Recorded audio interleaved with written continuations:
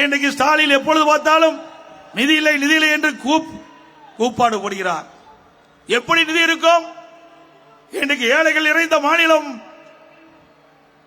இன்னைக்கு ஒடுக்கப்பட்ட நசுக்கப்பட்ட மக்களுக்கு தேவையான திட்டங்களை கொடுப்பதற்கு நிதி கிடையாது. கார்பந்தையும் நடத்துவதற்கு நிதி இருக்குது. கார்பந்தையும் நமக்கு யாராவது கேட்டாங்களா? ஏங்க கார்பந்தையும் முக்கியமா? வாழ்வதற்கே போராடி கொண்டிருக்கிற இந்த நேரத்தில் சென்னை மாநகரத்துடைய மத்திய பகுதியிலே கார்பந்தையும் நடத்துகிறார் துணை முதலமைச்சர் திரு உதயநிதி ஸ்டாலின். பிறகு எழுதாத பேனாவை நடுக்கடலில் வைப்பதற்கு அரசாங்க பணம் 82 கோடி ஒதுக்கீடு செய்கின்றார்கள். எழுதாத பேனால எங்க வச்சா என்ன? எழுதுற பேனாவை நம்முடைய மாணவர்களுக்கு கொடுக்கல. எழுதுற பேனாவை மாணவர்களுக்கு கொடுங்க. அரசு பள்ளியை படிக்கின்ற மாணவர்களுக்கு கொடுங்க, பாராட்டுவாங்க.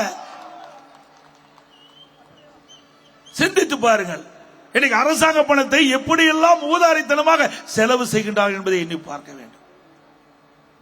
இன்றைக்கு ஒவ்வொருடைய உழைப்பிலும் வரி மூலமாக அரசாங்கத்துக்கு பணம் வந்து கொண்டிருக்கிறது. அந்த பணத்தை எப்படியெல்லாம் இந்த அரசாங்கம் ஊதாரி செலவை செய்து கொண்டிருக்கிறது.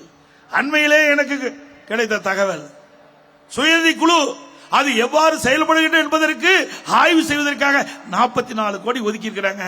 இன்னும் 2 மாசம் அந்த பணத்தை ஆட்டை போடுவதற்கு, அதை கொள்ளையடிப்பதற்கு 44 கோடி இன்றைக்கு இந்த சுயநிதி குழுவை ஆய்வு செய்வதற்காக போட்டிருக்காங்க. நீங்க ஆய்வு செய்யணும்னா ஒரு ஆண்டுக்கு முன்பு ஆய்வு செஞ்சிருந்தா பரவாயில்ல. ஆனா தேர்தலுக்கு 2 மாதம் தான் இருக்குது. இப்போது அதுக்கு நிதி ஒதுக்கி இருக்கிறீங்க. இந்த நிதியை இவர்கள் சுருட்டுவதற்காகத்தான் இந்த ஆய்வு என்ற போர்வையிலே இன்றைக்கு இந்த நிதியை ஒதுக்கி இருக்கிறாங்க.